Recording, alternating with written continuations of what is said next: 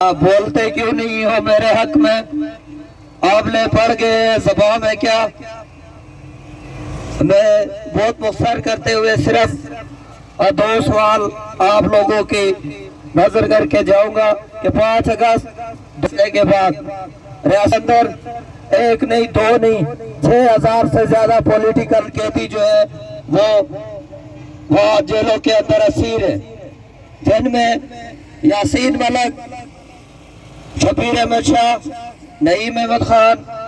اور آسیہ اندرابی اور اس جیسے درجنوں سیاسی کارکن جن کا مختلف نظریات سے تعلق ہے وہاں پولیٹیکل قید کیے گئے۔ بے شرمی اور بغیرتی کی حد یہ ہے کہ جسے بیس کیمپ کہا گیا، جو کہہ رہے کہ ہم نے سری نگر آزاد کروانا ہے، اس اسمبلی سے آج تک ایک مذمتی بیان بھی نہیں جاری ہوا۔ اور جو لوگ یہ بات کرتے ہیں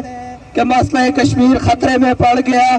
کہ عوامی ایکشن کمیٹی نے کال دے دی، تو ان کے لیے یہ سوال ہے کہ اگر مسئلہ کشمیر کو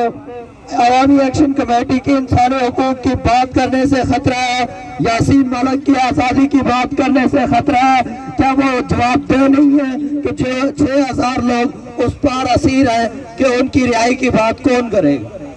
اور آخری بات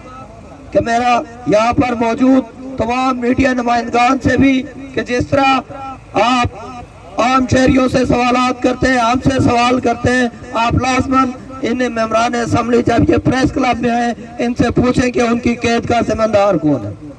ان سے لازمی یہ سوال کریں، ان سے لازمی یہ بات پوچھیں کہ وہ لوگ پر جو آپ قید ہیں، جن کو یہ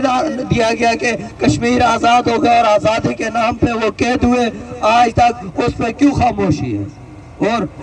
میں پھر یہ اعلانیہ چیلنج کر کے کہتا ہوں کہ یہاں کا وزیر اعظم، یہاں کا اپوزیشن لیڈر جو کہتے ہیں مسئلہ کشمیر خطرے میں، ان کو اوپن چیلنج ہے، وہ آج کال دے، سیز فائر لائن پہ دھرنوں کا اعلان کرے، دونوں کا تعلق سیز فائر لائن سے، ہم ان کے پیچھے جا کے بیٹھیں گے، نہ بیٹھیں تو ہم یہ سارا کچھ چھوڑ دیں گے۔ ہم کہتے ہیں کہ وہ اعلان کریں، وہ نکلے پائے، اوپن چیلنج کرتے ہیں کہ اگر وہ